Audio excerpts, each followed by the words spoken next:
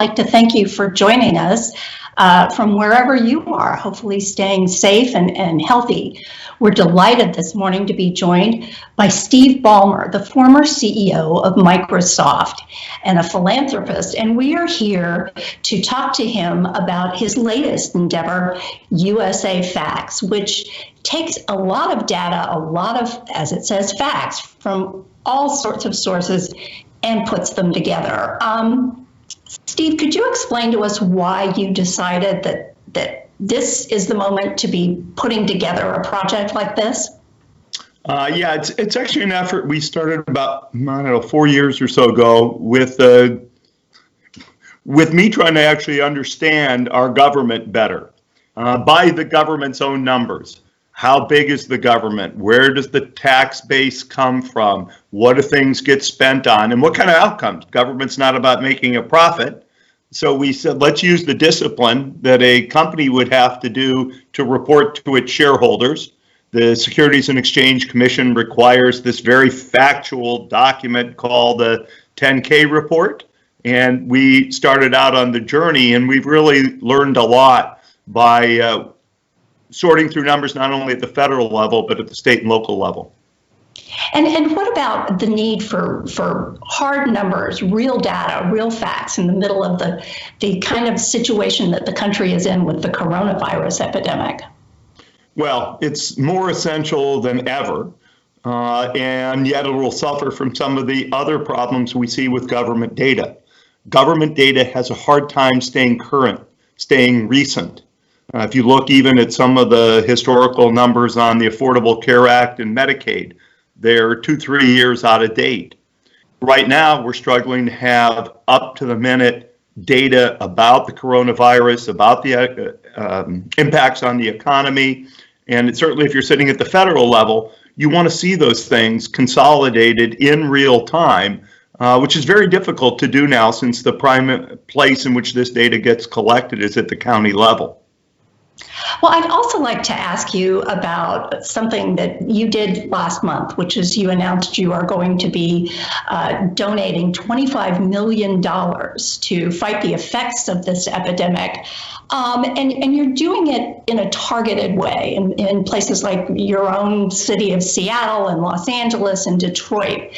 What is the role of philanthropy when we're up against this kind of crisis? And how did you decide where you wanted to put your own resources? Yeah, it builds on our general philanthropic focus on kids and families in need. That happens to be where we focus, some nationally, some in the 3 geographies you talked about. But I'd say the work we've done so far falls into a few areas. Filling in gaps on the medical side. We're not talking about long-term medical research, but there's a shortage, for example, right now of nose swabs. And before government can step in, there's weird supply chains coming out of China. Let's get that supply chain moving. Let's accelerate testing.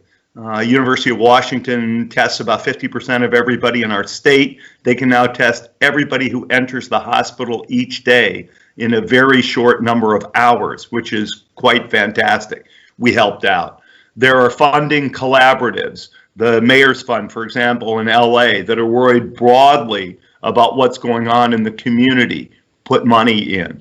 We have found a number of organizations that are stepping into the gaps, whether it's food pantries or other things to deal with food insecurity, which is very important. We've stepped in there. We've also put money into focusing in on our existing not-for-profit grantees and helping them weather through this crisis. Most social service agencies are small businesses, but not small businesses that are well equipped to apply for PPP funds. And so there's a number of different areas in which we found to jump in. Well, I must say, and a big role, it seems like, for an organization like USAFacts is really sort of helping people get their arms around both the size of the challenge and how quickly this coronavirus has been moving across the country. We have a graphic here, a time lapse that I found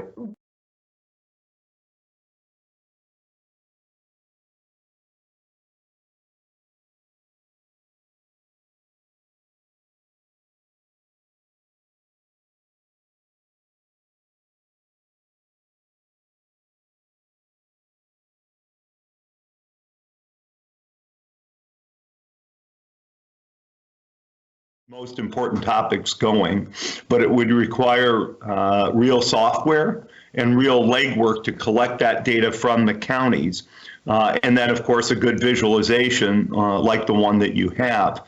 So literally, we have programs that go through and scrape data off of county websites and put it together in a database. Even the CDC has used our database for a number of things because we are scrounging around, if you will, on very, very local data.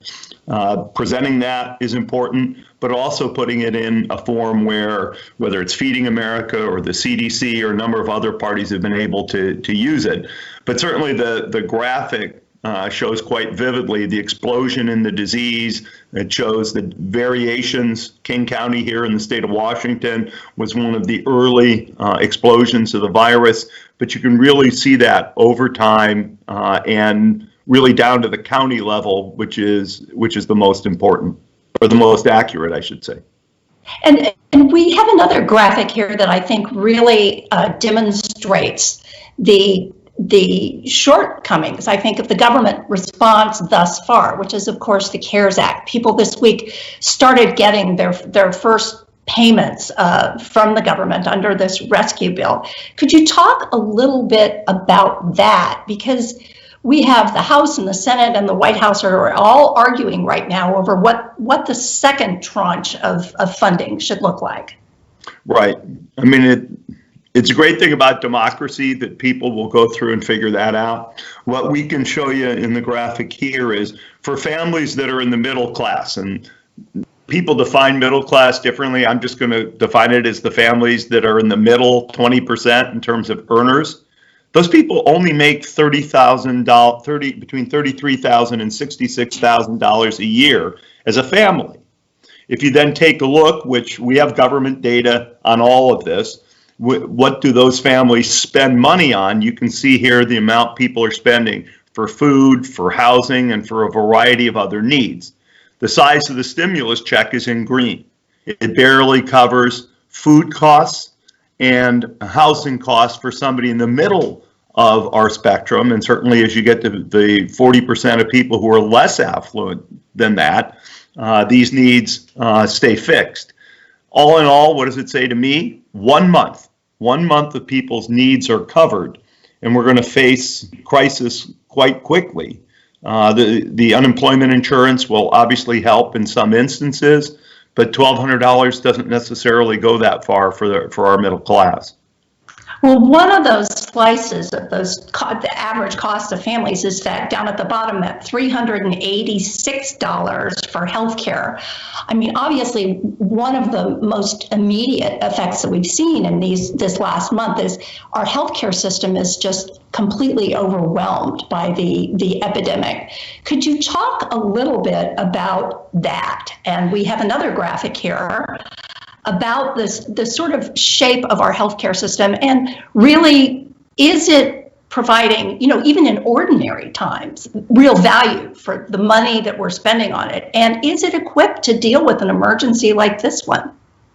Well, it's very interesting. You can see the explosion in healthcare costs, almost tripling over the last several decades in terms of cost per person served.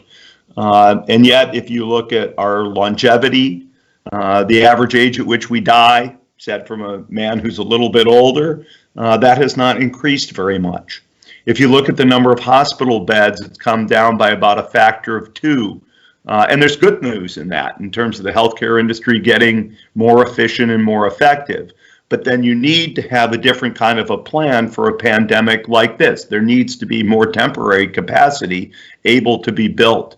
If you can take a look at these numbers in aggregate, if I was in government, if I'm in the public health departments, in the counties, if I work at the federal level, having a real strategy for this, I think, is quite important, given the cost pressures in healthcare and yet the needs to serve in a situation like this pandemic. Well, Steve, we really appreciate you taking some time with us this morning and really talking to us about what I think is a very exciting and very necessary project at this moment. We will be Turning now to my colleague Bob Costa, national political reporter, who will be talking to FDA Commissioner Stephen Hahn about the latest updates of testing. But first, we have this short introductory video. This has been a very fast-moving outbreak, and so we really have to take this day by day.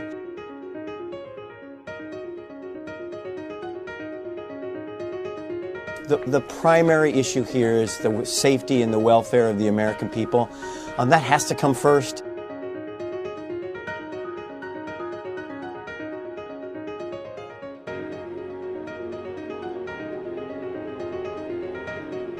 We see light at the end of the tunnel. Dr. Fauci, Dr. Birx have said that. We see the incredible resiliency of the American people with respect to social distancing, hand washing, and all those mitigation factors. So that gives me great hope.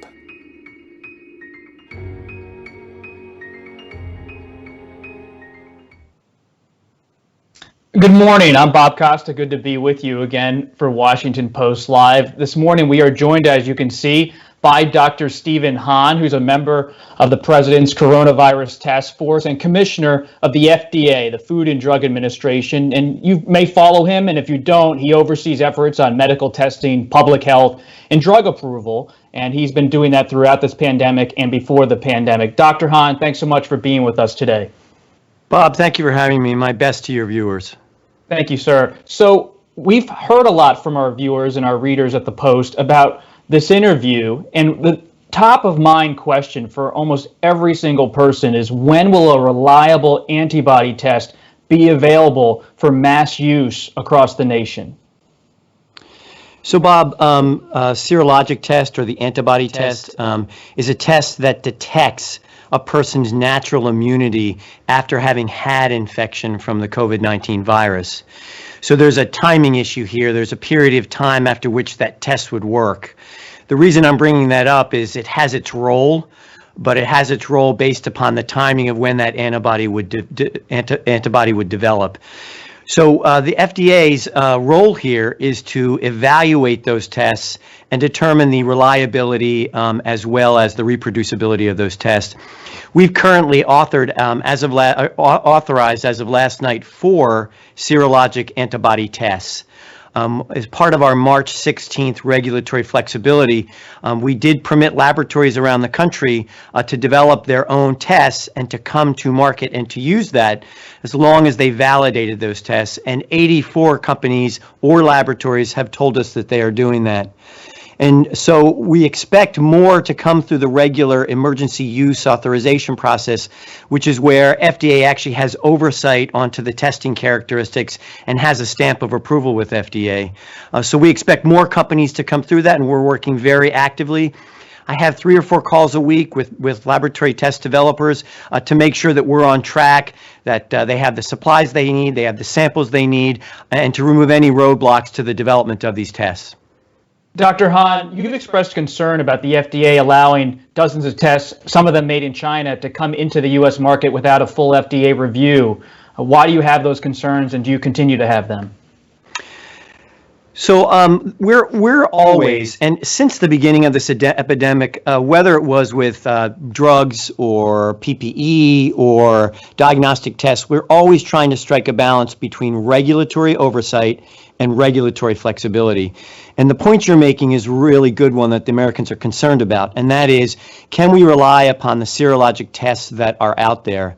What I can tell you is that if a company or a laboratory test developer comes through the emergency use authorization process at FDA, we put our stamp of approval behind that. We've looked at the data. We've seen the validation.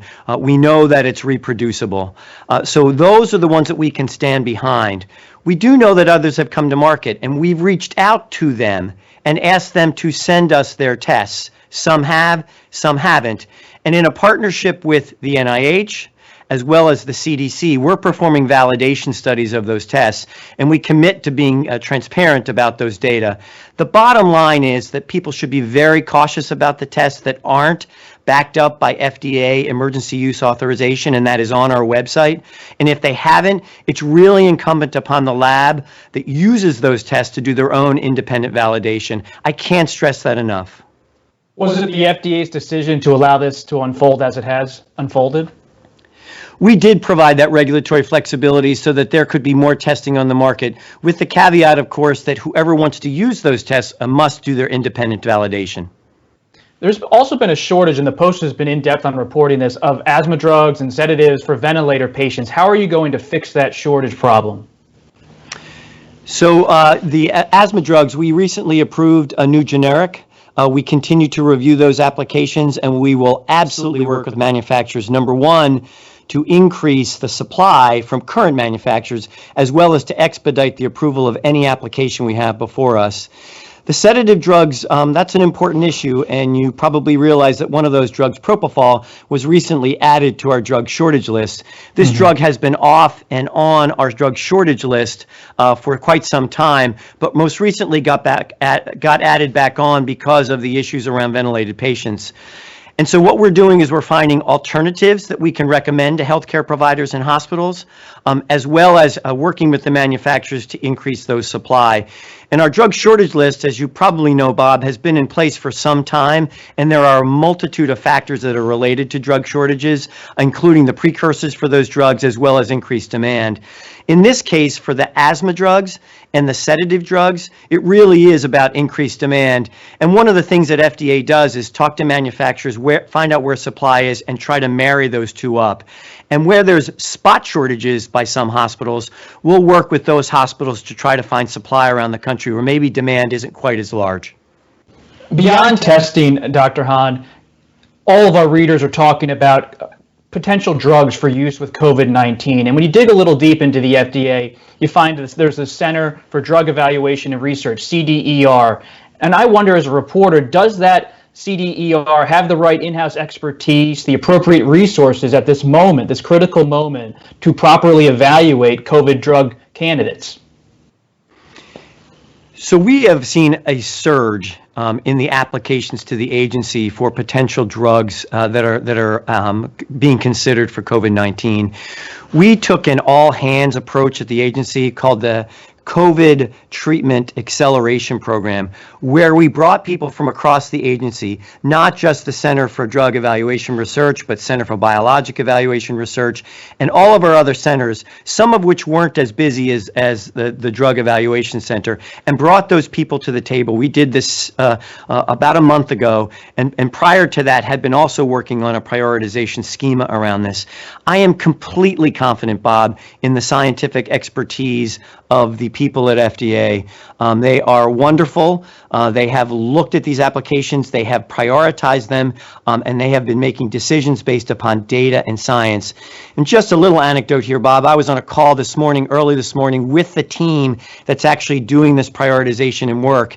And I can tell you that the science is being applied very well. We're using a data-driven approach. And at this point, with the applications, we do not have a significant lag in assessing those applications. Now, much of this is dependent upon the sponsors, the people that are coming toward us, bringing the data. We just want to make sure that they have the right information and they know what data we need so that we can make the appropriate decision for the American people. To expedite those clinical trials, is there any chance you go beyond our borders and work with the European medicines agencies or other foreign agencies? Absolutely. We have relationships with our brother and sister regulatory agencies around the world, and we absolutely are participating in that. Let me describe one effort with respect to vaccine development. We want to develop what's called a master protocol, which is where multiple different vaccines, and this can be done for therapeutics and has been done for therapeutics, can be entered into this protocol using a very sort of similar clinical trials approach and statistical approach. It's a very efficient way of looking at multiple different therapeutics vaccines. So that's just one example of how we will and are doing that moving forward and now. In terms of the drugs that are on your radar, we've been reading about Avogen and reporting on that, favipiravir. It's a Japanese antiviral. Do you see an expansion of trials on that specific drug in the coming weeks? We have seen applications, and we did approve a go forward for one of those trials. We are open and have been actively working with sponsors on these trials. When they come to us, we do not provide any delay. We want to look at the science, make sure that there's adequate protections for people who enroll in these trials. So yes, I expect to see more in that area. What about when you step back a little bit, Dr. Hahn, and you look at all the drug legacy products out there? Is there anything that's under consideration for approval for COVID-19 that we're not really talking about that you think is going to come up and be an important drug? There are many drugs. I mean, we are getting hundreds of applications, and we're prioritizing those where we think the science is best, although we're looking at every application. And yes, I do think that's the case. I'm limited, Bob, and I'm sorry about this, by confidential commercial information, so I can't speak to anything that's not in the public domain. But I do think that's the case that you're describing. Bob, we have tremendous academics, drug innovators, manufacturers who are looking at a wide range of therapeutics. And although I think we have seen evidence that our mitigation efforts are working, we have to keep pushing forward very aggressively on this because we need to make sure that we have all of the available resources as we move into the summer and the fall. Dr. Hahn, since we're in the middle of a pandemic, if some of these drugs do get FDA approval, will traditional FDA rules and regulations for direct-to-consumer advertising be relaxed in any way? We are going to look at all of our authorities and be as flexible as possible. And Bob, this is another point about risk versus benefit. In an emergency situation, when we use our emergency use authority, our job is to assess the risk and the benefit. So if we determine that a certain set of authorities, such as the direct-to-consumer advertising, is something of value and the benefit outweighs any concerns or risks, we would certainly move forward. We'll take these on a case-by-case basis. If we see that in general a certain approach is the right approach to take from a broader point of view, we'll make that guidance known as well. Dr. Hahn, anyone who looks at your biography, you're a longtime medical professional. You may have seen your name in one of my recent stories in the Post. You were part of a meeting at the White House with Laura Ingraham on hydroxychloroquine. As a reporter, I have to ask, do you feel pressured by this White House in any way to prod hydroxychloroquine along toward approval? I do not feel any pressure other than the urgency of the situation around COVID-19. I can tell you my conversations with the White House have been very professional. I have repeatedly told everyone, and I will tell you this, Bob, that I can promise the American people that FDA will use science and data to drive our decisions always. That is our solemn promise to the American people, and we will keep that promise. And so your emergency authorization was FDA's sole decision, not something that was pressured from the outside on hydroxychloroquine? That was FDA's decision, absolutely. And let me explain that, Bob. It's a really excellent question. And that is, we received a lot of donated drug for use in this particular situation, hydroxychloroquine and chloroquine. And one of the legal parts of the agreement for that donated drug was, in fact, to have an emergency use authorization. And you'll see in our emergency use authorization that we use the data that's been published about hydroxychloroquine and chloroquine to drive that decision. This does not mean that FDA has authorized the use of this drug for the treatment of COVID-19, but it does allow the drug to come into the system so that it can be used for those really important clinical trials, as well as for doctors to prescribe in a doctor-patient relationship if they see fit. But let me assure the American people again, we're using data and we're using science to make these decisions. Just one final thing. A lot of people are reading out there, and we've gotten emails about this, anecdotal reports of heart conditions or side effects from hydroxychloroquine. Should they have any caution by trying to pursue that at all, even though it's being used by doctors to treat COVID-19 in some cases? Well, a couple of things here. One and foremost, and you're right, as little as 3 months ago, I was a practicing physician, and nothing's more sacred and important than the doctor-patient relationship, and this conversation has to take place between a patient and a doctor. What medications are the patient on? What other medications are going to be started? Do they have an underlying heart condition? We do know that the drug hydroxychloroquine has been used for years in the setting of lupus, for example, and is safe. But we also know that when it's combined with other drugs, there might be an increased risk of heart complications. So again, doctors need to be aware of this. They need to know the facts behind this, and then they need to make a decision that's absolutely best for their patients. And one thing, Bob, I know about American medicine, our doctors and nurses do that. They have their interests of their patients at heart. And that relationship, again, is sacred and really important to keep it within that conversation. And final question here, Dr. Hahn. I know you're busy. Appreciate your time. The president, as you know, has been talking about trying to reopen parts of this country. and its economy around May 1st. Are you comfortable with that decision and that push to move toward May 1st as a general opening date for parts of the economy? So this is going to be a data and science-driven decision. I am comfortable with using data and science to make that decision. I have been incredibly proud of the task force and how the doctors have come together with everyone, governors, folks in Congress, the White House, to actually have those very collaborative discussions. A lot of give and take and a lot of discussion about this, and so that the decision that the president makes and the recommendations that he has will be fully informed by the information that we have, and particularly the science and the data. But is there any part about testing, just one quick follow-up, any metric on testing you would want to see before that happens? Well, what I want to see is the appropriate use of testing in this setting. And I know that the task force doctors have worked very hard to determine what is the appropriate role for testing. And remember, big country, areas where there have been hotspots and folks who've been infected at a higher prevalence than in other areas, we must individualize for different geographic areas. And we must also individualize for the different patient characteristics. So a 22-year-old who is healthy is going to be different in terms of how a physician or a healthcare provider or a state health official will address that versus someone who's older and has coexisting illnesses and might be on other medications.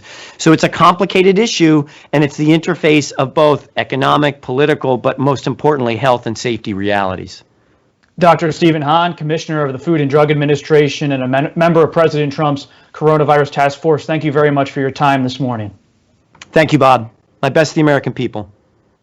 And thank you for joining us here on Washington Post Live. We will be back next week with more programming. Even though you're at home, we're going to do our best to provide you with conversations with people who are making decisions in this country at the state level and at the federal level. And thanks to Karen Tumulty and Steve Ballmer for joining us earlier. I'm Bob Costa. Stay safe.